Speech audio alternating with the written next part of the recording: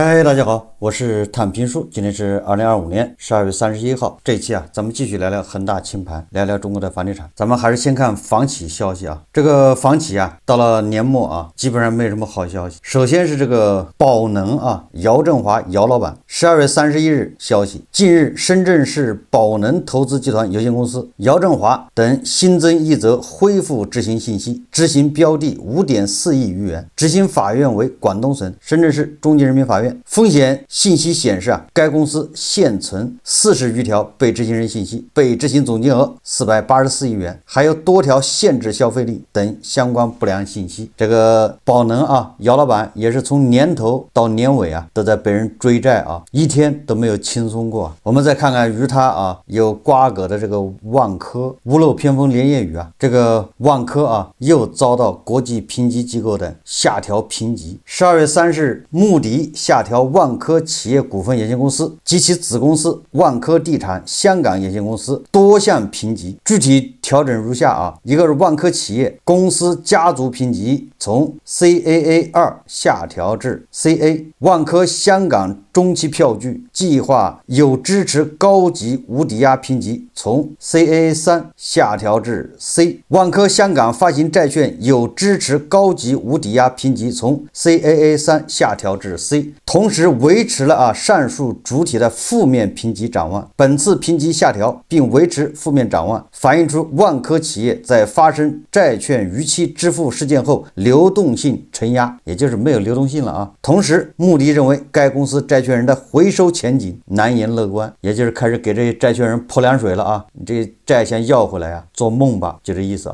他这个评级的依据人家不是乱来的有理由，说万科企业流动性已出现明显承压，未来6到12个月，万科企业面临巨额债务偿付压力，其中包括截至2026年底到期的进入可回售期的境内债券，规模合计约180亿元人民币。公司不得不依赖资产处置或其他融资方案来偿还债务，但此类融资活动存在高度不确定性。这个穆迪还说如果债权人的回收前景进一步恶化，穆迪则可能再次下调万科企业的评级。说1000道1万万科最终还是走上了我们所熟悉的那条路，对吧？它跟这个碧桂园、融创、暴雷一模一样，先是各种传言一出来之后，这公司就是股债双杀，然后这公司又是各种供应商的钱付不了，起诉银行追债，然后就是各大评级机构开始下调评级，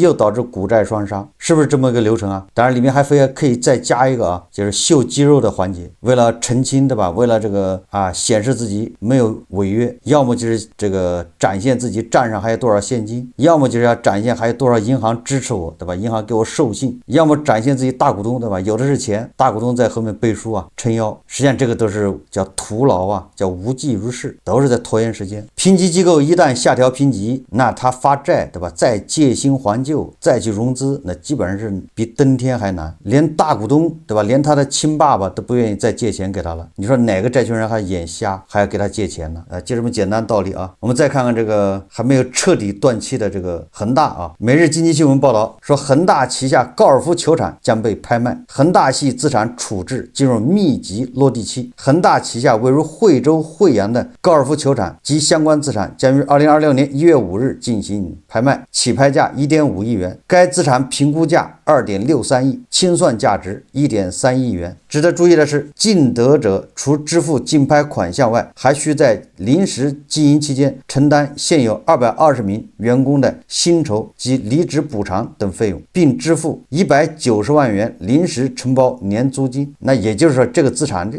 估计不太好卖。你想他还这么多员工要安置，还有这个离职补偿，然后这玩意儿又承包出去了，195万一年的这个租金。现在这个经济行情是吧？这个经济形势，打高尔夫的人也少。以前这个高尔夫球场多也是这个旅游地产火导致，对吧？文旅火，很多地方借着自己的政策搞了这个高尔夫球场，但是现在我看估计都是难以为继恒大原本打算在深圳湾打造的超级总部大楼，2022年已被深圳市安和1号房地产开发有限公司接手。实际上就是这个总部大楼已经卖给兴业信托转个手今年2月，兴业银行以不超过66亿元购置该项目部分物业，用于分行及子公司运营。啊，也就是这个恒大的资产啊，七七八八的都在零敲碎打在卖了，相当于在进行这个叫遗体告别仪式啊，没有最惨啊，只有更惨。今天有媒体报道啊，12月30日，禹州集团也是一家房地产开发商啊，在爆雷爆的比较早，发布有关债券实物支付利息的公告。简单点说啊，就是6只债券又到期了，连利息都付不起，怎么办呢？以实物支付利息，就是拿东西顶债，对吧？你也不要嫌寒碜了，拿点是点啊，以实物支付债券，这个对债权人来说好歹，对吧？还得拿点东西回去啊。但是还有比这更惨的啊，没有最惨，只有更惨。这个咱们最近看了很多的吧，这个设计院、建工集团，反正就是房地产行业啊相关的这些从业人员都很惨，要么欠薪，对吧？要么是这个绩效发不下来，有的直接对吧放假发个2、3千、1、2千一个月，总之啊各种惨。但是啊今天还有一个更惨的啊，没有最惨，只有更惨。这家公司叫浙江宏厦，根据媒体报道啊，说浙江宏厦建设8名中高层为公司贷款2500万，背负巨债，总工程师1人就承担310万，公司承诺还款却无力履行，银行坚持程序合规，拒转债务。你说这叫什么事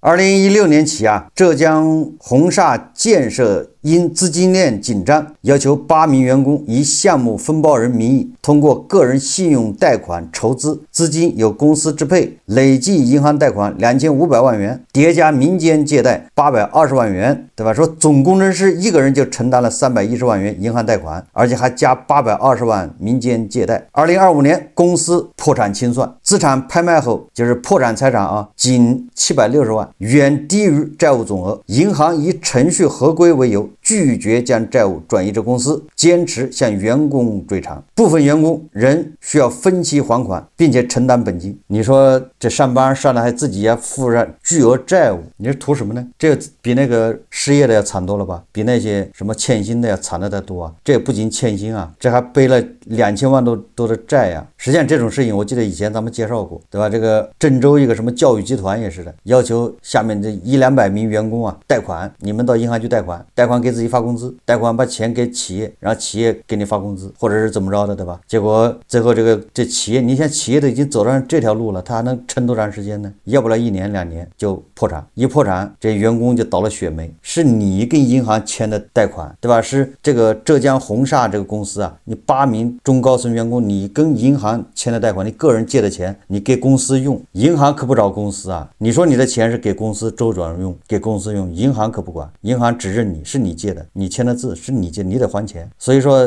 对吧？广大网友啊，擦亮眼睛，你千万不能干这事。我记得后面还有什么公交车公司也干这事，让这个司机对吧去银行贷款，也是贷款给自己发工资，就是从公交车司机跑到银行去贷款，然后这个公交车这个公司啊给银行担保，说这个钱员工还不起我来还，就是这叫担保。然后员工以员工的名义从那个银行把钱借出来之后呢，他马上打到公司账户上，公司再给他发工资。你说这到底图啥？最后这个公交车公司没钱还，对吧？他破产，银行还是要找员工要钱的。公交车公司那叫担保协议没用，担保就是银行我可以，如果公交车集团有钱我跟他要，没钱我还找你员工要，是你借的钱，就这么简单啊！现在这些员工觉得冤，对吧？这钱是公司企业拿了，企业周转用的，你银行找企业，企业破产了，银行不这么想啊。所以说你看啊，年底了，没有最惨，只有更惨。正好2025年过去了，我们也总结一下这个2025年整个的楼市情况啊，咱们大致回忆一下。我的印象最深刻的是2025年年初啊，大概3、4月份，突然上海、杭州、成都这个地王频现是吧？地王不停的被刷新，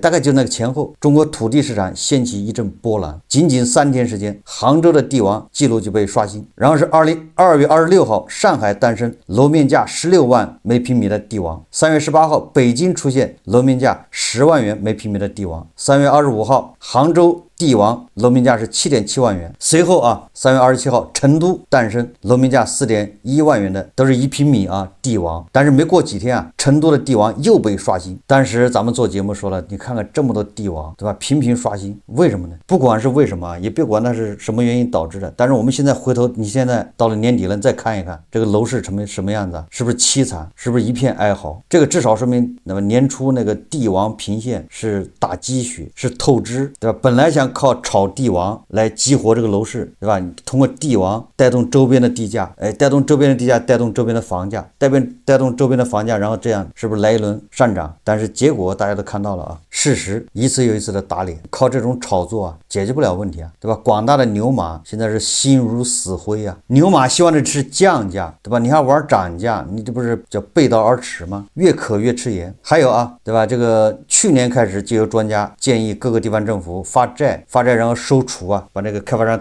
手上这个地卖不掉的给它收回去。上面也出了政策，正好今年啊，有媒体报道说，今年累计发行5400亿土储债。根据企业预警通数据统计，截至最新，全国有27个省市公示了收购存量闲置土地项目的具体信息，累计覆盖5314宗地块，资金规模达到6034亿元。已有26个省市发行了用于收回闲置土地的专项债，发行金额5451亿元，但依然小于地方已公示的收储项目规模，也小于市场此前普遍预期的今年超600亿元的水平。什么意思呢？至少说明这个专家的建议啊都不靠谱，遭到了地方政府的消极对待。你看，从披露的收储对象看，超过80%为地方国企或城投子公司，民企占比极少，土地性质以综合住宅商办为主，收储价格普遍存在一定的折价。就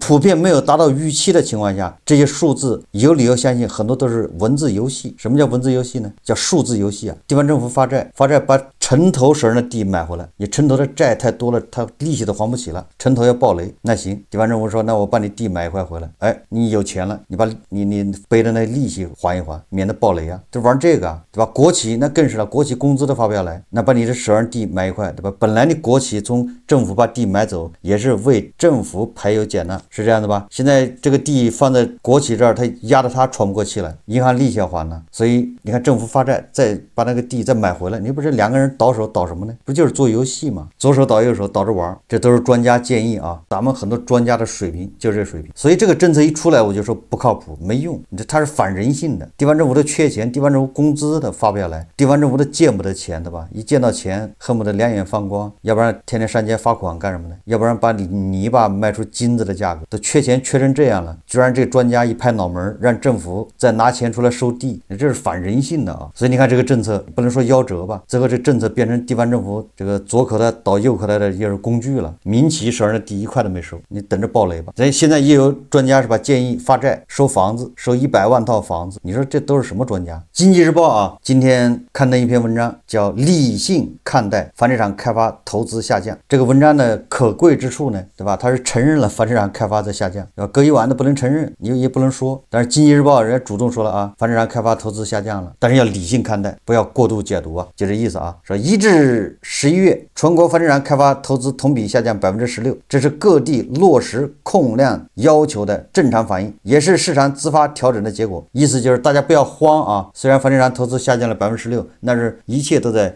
预料之中啊，一切都在计划之中，你们不要怕，就这意思啊。借用人民日报的说法啊，对吧？就低质量的下降了啊，高质量的那是增长了，因为低质量的基数大呀，对吧？高质量的它基数小，但是它代表了希望，所以高质量的增长了，它还不能抵消这个低质量的下降，所以看上去啊下降了16%，所以大家不要慌，要稳住，就这意思啊。那我们再看看这个昨天啊出来的这个救市大招啊，年底了啊，救市大招频出。财联社12月30日电，两部门发布个人销售住房增值税政策，不满2年按3%全额缴纳，2年以上免征。什么意思呢？就是说啊，这个财政部和税务总局啊发布了个人销售住房增值税政策的公告，就是个人啊，你购买的房子如果不足2年的话，就是住宅啊，你对外销售，你要把它卖掉，那么按3%征收全额缴纳增值税。但是如果你那房子买了2年或2年以上，你要卖的话，那就免征增值税。本公告自2026年1月1日起施行。我看好多人就解读啊，这就是是吧，救楼市大招啊，楼市也要触底反弹了。首先一个，咱们要承认啊，像这种减税政策那都是好事，这都是减轻老百姓负担呢，没毛病，对吧？你该减的都要减。有很多人呢，他是迫于无奈卖房，你再收到一笔税，很多人都已经贷款卖房了，是这样的吧？很多年轻人无非他就是出生错了年代，那个出生点儿不对，七大姑八大姨的凑钱，然后掏空6个钱包买一套房，结果现在对吧，一失业，按揭贷款还不上，想把房子卖掉，房子的残值啊都弥补不了那个贷款的这个剩余的那个本金，还得借钱卖房。这个时候你还收到税，增值税啊，我也不知道怎么收的，因为我没卖过，我只买过房，我还没卖过，增值税怎么收我也不知道。总之它不收是好事啊，但是你要说这个政策对楼市有什么影响，我倒是觉得它没什么影响，对吧？因为它这个是流通环节啊，就是二手房，对吧？它不是新房，二手房咱们不能否认啊，有些人把二手房卖掉，就是政策的它这个目标是什么呢？它的预期是，有很多人把自己的小房子卖掉，然后他去买大房子改善嘛，这样也能让这个房子流动起来。但是现在的情况是，有很多人他把房子卖掉之后，他不买房了，所以你看那二手房成交量比较这个活跃，但是新房成交一直小，说明什么呢？而且对吧，新房很多人买的也是刚需，就说明什么呢？说明这个很多人把房子卖掉之后，他不是去买房，他就是卖掉了，就是套现。有的人甚至把钱对吧润到国外去了，移民了，造成日本对吧，还有什么香港的房价在涨，他在国内对吧，他在上海在北京他在抛房子，他在卖，所以你给他减税免税啊，这个加速了这个房子的周转，有利于房子流通，但并不代表这个就能稳住楼市，甚至啊有可能还会造成这个楼市下跌。怎么说呢？就是本来对吧，作为我是房东，我这个房子我卖谈好了是300万。那增值税有可能是本来要交10万的，对不对？或者12万，但现在他说免收了，不用增值税。那我作为房东，我是不是心里这个预期就可以往下调一下？280万不是290万我也可以，对吧？290万我也可以卖，是不是这个逻辑？买家要求再进一步降价，那我还能让他5万块，因为这边税省了10几万嘛，你这么理解？那这样房价实际上还在下跌，对吧？但是不管怎么说啊，减税是好事啊。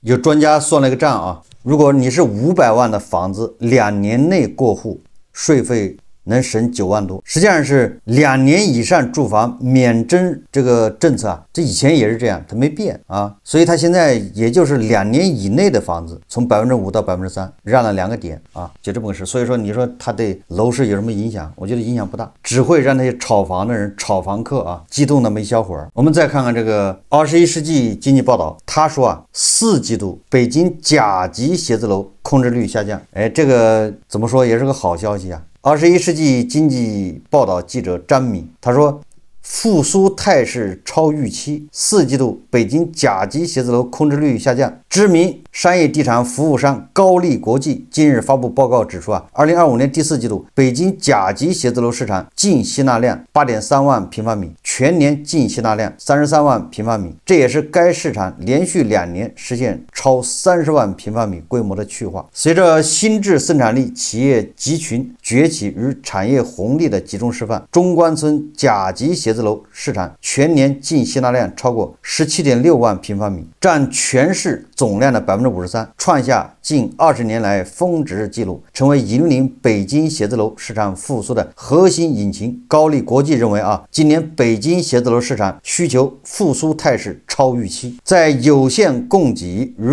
稳健需求的助推下，市场空置率在4季度末降至19.2%，同比下降约1.5个百分点。租金方面，高力国际指出啊，北京甲级写字楼市场平均租金虽延续调整态势，但下行压力在今年有所缓解，年末净有效租金降至222元每月每平米，同比下降11.5%，降幅较上年收窄4.9%。但该机构同时指出，虽然需求连续放量，但尚未形成足以扭转高空置率和租金下行的核心势能，市场高空置率依然持续，租金调整周期仍在延续，市场热度高度聚焦于部分性价比高的项目，核心区域成熟写字楼市场表现仍未达预期，冷热不均的市场格局特征显著。2026年的市场表现，该机构表示，宏观有效需求不足仍然会是制约北京办公楼市场需求持续恢复的系统性问题，重新实现供需平衡。表面上看好像是好消息，实际上还是不容乐观呢，对吧？一个是空置率还是很高，租金还是在下降，只是下降的幅度慢了，而且2026年很难有改善，这个咱们一直说的吧。如果你写字楼的空置率高，然后写字楼的租金在下降，那只能说明公司对吧越来越少，需要对工位的需求嘛，对办公场所的需求在减弱嘛，减弱的话那不就是提供的就业机会少吗？你就业一少，你看这不就是循环上了吗？你房价怎么稳了，对吧？你看百度都在裁员，现在在各个大厂啊都在静悄悄的裁员呢，在这个冬季啊。你像北京那么多央企、设计院、这个建筑公司中字头的都在裁员，这个咱们以前一直说的吧，他先从你看央国企一样裁员，人家先从这个建筑行业开始，他这个会波及啊。明年就扩展到哪儿？其他的行业，央国企。我又听到一个30年前的词了啊，叫降本增效。我为什么对这个词这么熟悉呢？因为我大学一毕业啊，分到国企，接触的第一个词就是降本增效，各种降本增效，最后就是裁员。那国企不叫裁员啊，叫下岗分流。那是30年前呢，那是98年、99年呢。现在这个词又出现了啊，据说很多央国企现在都在搞这个降本增效，30年一个轮回。对吧？央国企一裁员，一下岗分流，对吧？还搞内退的，反正它名词多啊。那个写字楼空置率又出来了。最后我们再看看啊，这个央视新闻说，北京楼市成交量显著回升，楼市新政后200万元房贷有人能省近8万。上周北京优化房地产政策后啊，市场反应积极，新政后首个周末，部分楼盘访客明显增加。数据显示啊，12月25号到28号，北京市新建商品住宅日均晚签133套，较新政前日均增长近50%。说现场看房的李女士给记者算了一笔账，此次调整后啊，商贷利率从 3.45% 下降至 3.25%， 下调了20个基点。在五环外购买第2套住房，以30年期等额本息贷款为例，每200万元贷款，每个月的还款额可以减少220元，累计支付利息可减少近8万元，一个月能少220。这个有2个问题啊，第一个，我觉得它还可以再调啊，因为那个什么叫消费贷是吧？经营贷 2.5% 啊，那你按揭贷款为什么不能下降呢？对吧？而且这人一贷都是30年呢，这第一个啊，也就是它还有下调空间。第二个呢，他总跟你说啊，每个月少还220啊，30年下来少还8万，他就是不告诉你，我这30年我一共还了多少利息呢？恐怕说出来怕大家受不了，所以干脆不说。你想啊，下降20个基点就能省8万，什么概念？200个基点那就是80万，300个基点呢那就120万。